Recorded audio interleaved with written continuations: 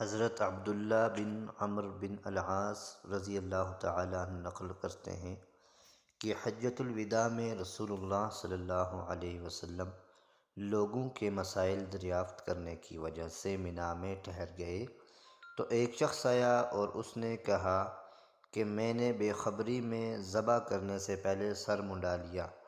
آپ صلی اللہ علیہ وسلم نے فرمایا اب ذبح کر لے اور کوئی حرج نہیں۔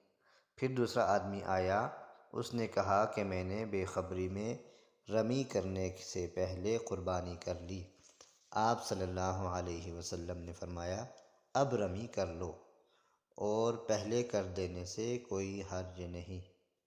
ابن عمر رضی اللہ تعالیٰ عنہ کہتے ہیں کہ اس دن آپ صلی اللہ علیہ وسلم سے جس چیز کا بھی سوال ہوا جو کسی نے آگے اور پیچھے کر لی تھی تو آپ صلی اللہ علیہ وسلم نے یہی فرمایا کہ اب کر لے اور کوئی حرج نہیں۔ صحیح بخاری حدیث نمبر 83۔